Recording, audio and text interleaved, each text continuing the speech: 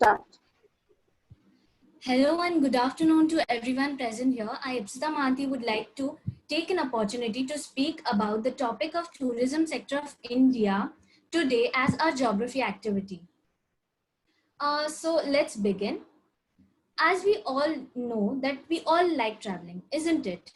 This traveling to various exotic and beautiful places makes us feel fresh, more energetic, and makes us feel happy. This visiting to various places away from our home for traveling, for staying, for enjoying, and for observing the natural aspects of the nature, we call it simply as tourism. The tourism sector of India and of other countries contributes a large part to the country's economy. As talking of India, the tourism sector in India is important for the country's economy and is growing very rapidly day by day. A rough statistics I would like to show in front of you. The World Travel and the Tourism Council calculated that the tourism generated rupees 16.91 lakh crore, that is, if we estimated US dollars 240 billion or 9.2% of the India's GDP in 2018, and supported 42.673 million jobs, that is 18.1%, 8.1% of its total employment. We can conclude it from that tourism sector of India is very wide. There are some places that are very famous and are tourist attraction. Some places that I would like to mention that are sure attraction and also provide a lot of opportunities for the local people of the tourist sector of the tourist places. Some places that I would like to mention are Agra. You all guessed it right, because of its beautiful and exquisite alluring monument of Taj Mahal. Next is Jaipur for its beautiful and magnificent forts, Arunachal Pradesh exactly for its natural beauty, and Kolkata and Chennai for its adventurous and cultural heritage. Next, you can see in the next slide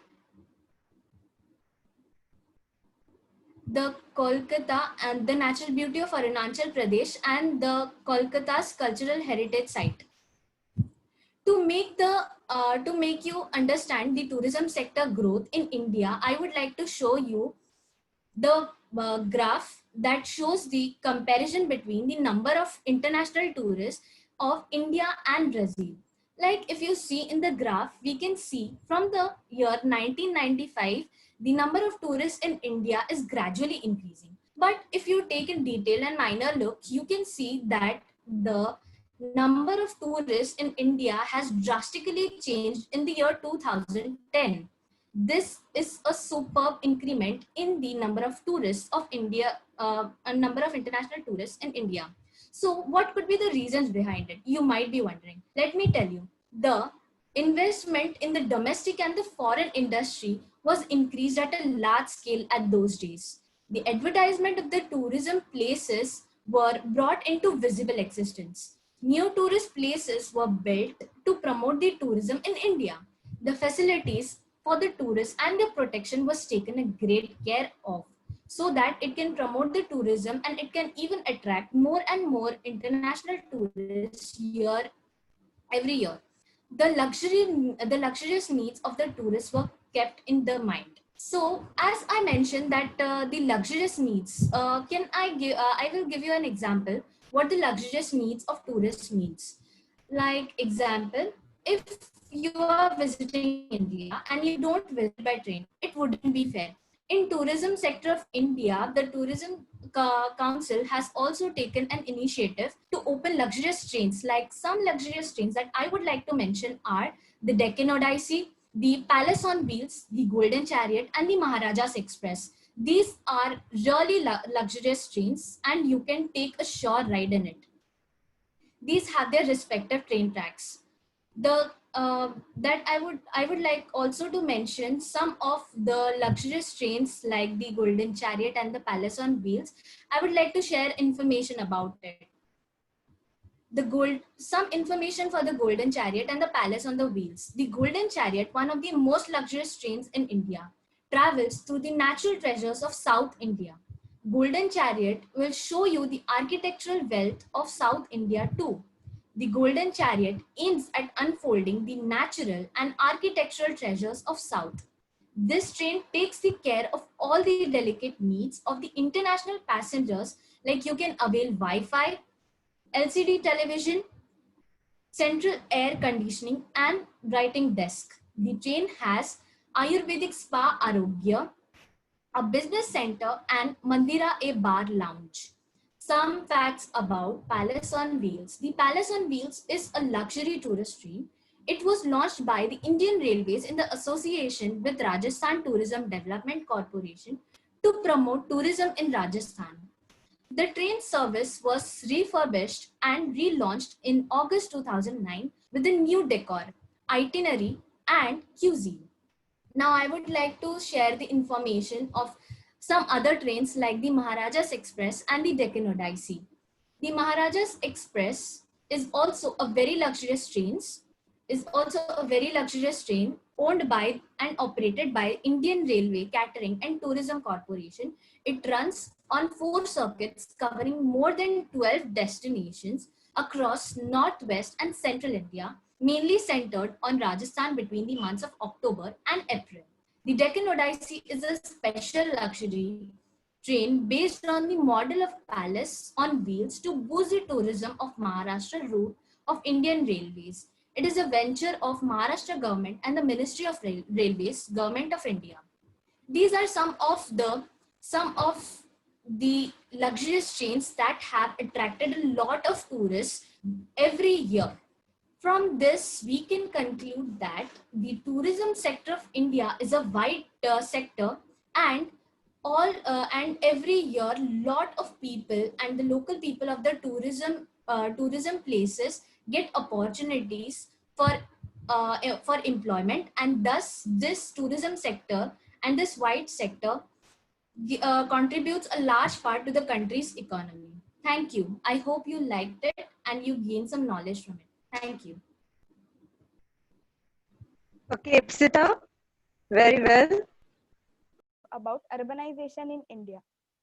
So first, let's know what is urbanization. Urbanization is the increase in proportion of people living in towns and cities.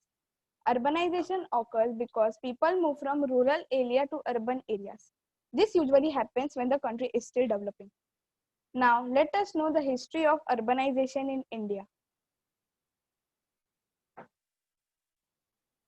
The urbanization in India has begun from nearly 5,000 years ago, but it accelerates after independence. Due to the country's adoption of a mixed economy, which gave rise to the development of a private sector. According to the 1901 census, was 11.4%, increased to 28.53% by the 2001 census, and is now currently 34% in 2009, according to the World Bank.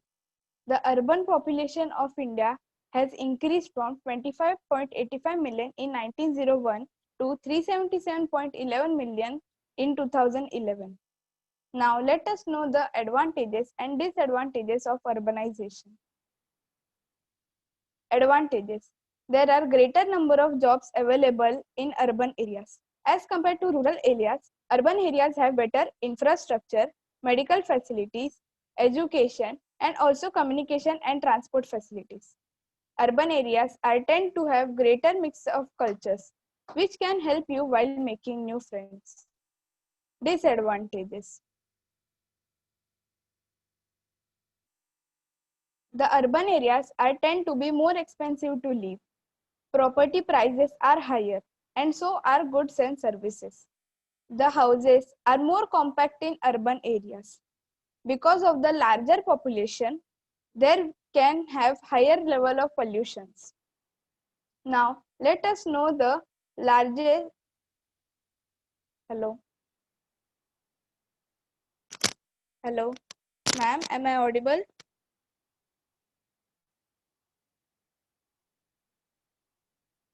Yes, beta, you are audible. Continue. Okay. Now, let us know the most urbanized state in India.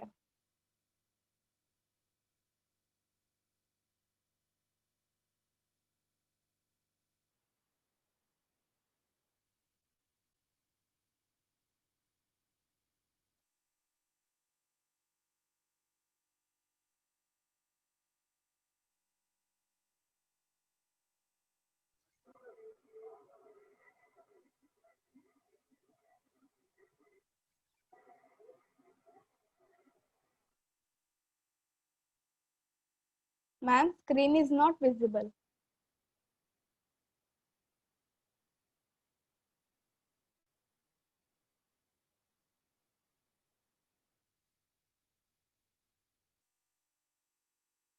Just wait a minute. I will start screen sharing. Okay. Okay, ma'am.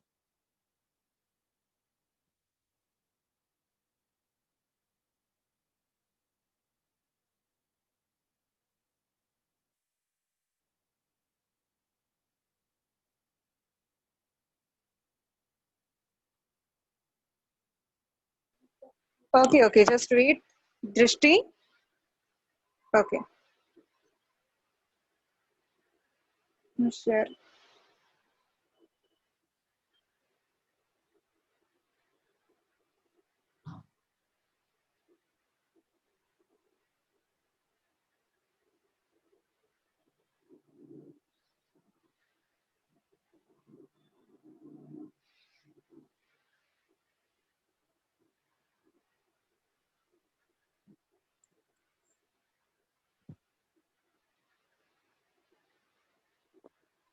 Now, let us know the most urbanized state in India. Goa is currently the most urbanized state with 62.2% urban population. A significant increase since 2001 when urban population of Goa was only 49.8%, followed by Tamil Nadu with 48.4% urban population living in it. Now let us know the least urbanized state in India. Himachal Pradesh is currently the least urbanized state with only 10% urban population living in that area, followed by Bihar with only 11.3% urban population living in it. Thank you. Okay, Drishti. Well done. You did very best. Hotels, restaurants, nightclubs, taxis, and souvenir sales, and indirectly through the supply of goods and services needed by tourism related business. It creates employment for people of the country.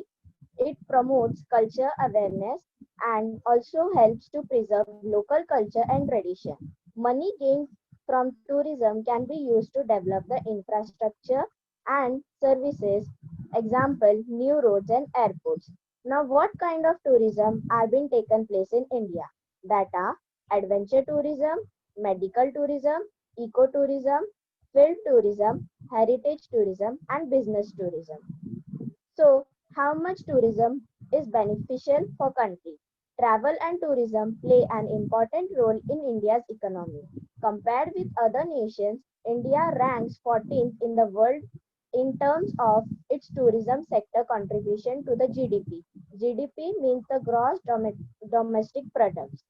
At time of publication, the World Travel and Tourism Council predicts India will sustain the fifth largest amount of growth in the tourism sector of any country. Tourism can offer direct and indirect aids to a nation's economy. Direct benefit includes economic support for hotels, retail shops, transportation service, environment, entertainment venues, and attractions, while indirect benefits includes government spending on related infrastructure plus the domestic spending of India's employment in the tourism sector. Now next is what types of job opportunities does tourism generate? It can generate the job opportunity for travel agent, tourism manager, travel officer or travel agency coordinator, airline staff, tourist guide, transport officer, hotels, accessories suppliers, and many more. Now, in the next picture, we can see many places on the Indian map for tourism. We could see some places like the Himalaya North Border.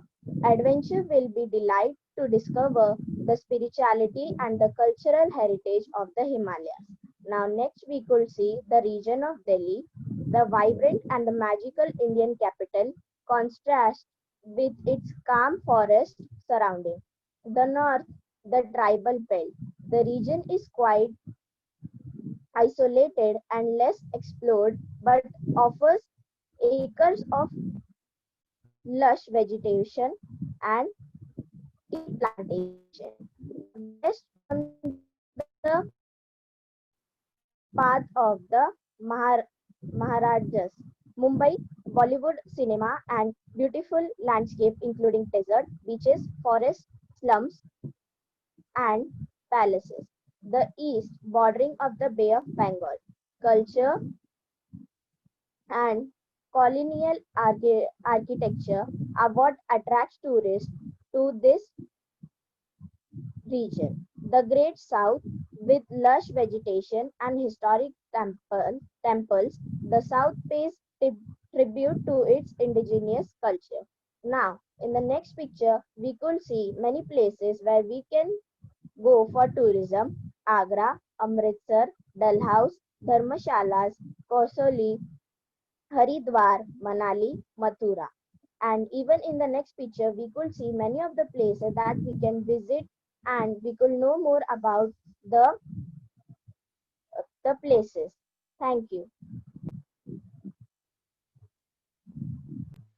Okay, Hiran.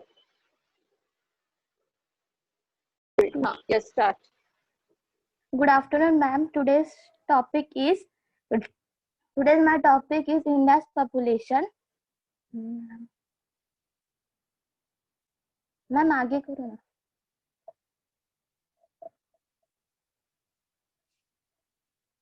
India with 1.22 billion people, second most populous country in the world, while China is on the top with 1.5 billion people. India's population is around 121 crore according to census 2011.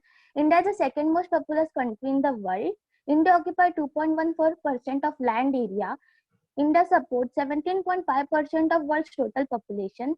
India's average population density is 382% per square kilometer according to census 2011. India's population is very unevenly distribution. Physiography, climate plays an important role in the distribution of population of India. Due to fertile land and plain land and availability of water, human settlement have established for many centuries. Due to farming, industry and trade, the proportion of population got concentrated in few places. For example, the northern plain of the country, Delhi, Kolkata, Mumbai, Pune, Bangalore, China, etc. On the contrary, the mountain, hilly ranges, dry desert area, dense forest area. Dense forest area means low forest area. Density is sparse. Sparse means less because of inaccessibility. Inaccessibility means very impossible or difficult to reach or contact. Absence of facility means shortage of favorable trade. For example, transport. Tough life means very difficult or hard life. This is a map of India's population density. Here we can see that in the northern part there is more population and less population in central part. The reason behind this can be availability of facilities. Census of India population of year 2011. Total male population in India 628.8 million. Total female in India 591.4 million. Sex ratio 940 females per 1000 males. Age structure to 25 years. 50% of India's current population. India's population in 2011 1.2 billion. India's population in 2001 1.02 billion. Population in India 1947 350 millions. This is the top 10 states of highest population in India as per the census of year 2011.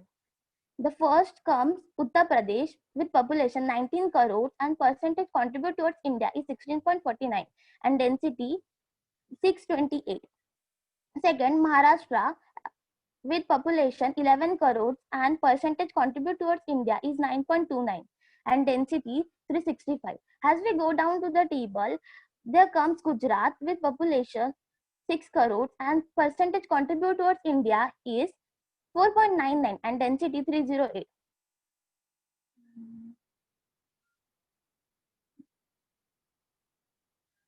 Ma'am, this is not my... Thank you. Okay. So Rutuja, just skip it up. Okay, start. Very good afternoon to one and all present. This is Riya Tiwari, and for today's activity, my topic is tourism, India's tourism sector. So basically, tourism is a term which means activities of people traveling, visiting to different famous places for their leisure, business, or the other purpose. If we see tourism in India, so it is one of the most important occupation and plays crucial role in Indian economy. It can be in form of domestic or international. So if we see according to report 2070, India has improved its rank by 6th place among the 20 top 25% of country. So also nowadays ecotourism is also carried out on a large scale because promoting tourism as well as protecting environment is necessary and it is equally essential. So now if you see in teacher please. So in this diagram, you can see the international tourist arrival from 1950 to 2020. Here, after 2000, that is 2010 to 2020, the number of international tourist arrival is consistently growing. This is because of our tourism. So now next is the contribution of GDP in tourism. This is one of the important concepts in tourism. So the blue bar portrays the population engaged in tourism and the red bar is about the contribution in GDP. So the population engaged in tourism is comparatively high as compared to the contribution in GDP. This is because our population, India is one of the second most populous country. But if we see a 2017 report, so India has welcomed over 10 million foreign tourists and also have earned GDP 27.31 billion USA dollars. India's tourist India's tourist arrivals has increased by 2.2%, that is 10.7 million. But as compared to 2017-18 report, we have dropped about growth 3%. But overall, we have welcomed over 28.9 million visitors, including NRIs, that is the non-resident India who are living in abroad that visit for India for various purposes. Now, all these activities of tourism are held on international level by UNWTO, that is the United States World Tourist Organization.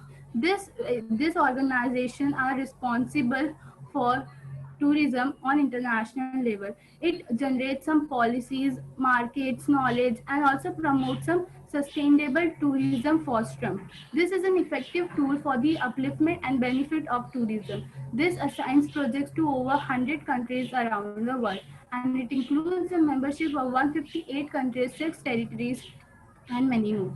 Now, why the tourists come? Because of tourist attraction. That is because of our cultural, historical heritage, sculptures, sea coast, national parks, and sanctuaries, and many more. Because of all this, there are plenty of job opportunities arise in our country. So it is also a positive point for. So here are some places of tourist attraction. That is the Lotus Temple, Delhi, Golden Temple, Amritsar, Konark Sun Temple, Odisha, Candolim Beach in Goa, Great Stupa Sanchi, and Stone Chariot Hampi. The Lotus Temple, Golden Temple, and the Konark Sun Temple are the cultural natural heritage, and the Candolim Beach are the sea coast, and the Great Stupa and Stone Chariots are the sculpture. This all are our tourist attraction. We should always preserve them while destroying it. So we should always take precaution while visiting. So thank you. Okay, very well, Riya. Very good. Just mute yourself. Brazil's climate. So let's start. What does Brazil's climate mean? Weather conditions prevailing in area for long duration is climate. Because of vast latitudinal extent, Brazil experienced wide range of climatic variations. Differences climatic conditions affect natural vegetation, human settlements, wildlife in Brazil, such as near the equator. The temperature is hot, while there is temperate type of climate is found in Tropic of Capricorn. As one moves away from the equator, the amount of rainfall and the number of rainy days reduces. Brazil gets rainfall from southeast trade wind and northeast trade winds. The northwestern part of the Brazilian highlands is covered with the northwestern part of Brazil is covered with thick dense forest. It receives rain throughout the year and also receives ample sunlight. In western part of the Brazil highland, the eastern part of Brazilian highland is called as drought quadrilateral area because the escarpment act as a barrier for the sea, which leads to the orographic rainfall, and these lead to the drought quadrilateral area. June is the coldest month in southeast of the Brazil. Due to variations in Brazil, due to variation of climate of Brazil, Brazil is promoting Go West policy. Thank you.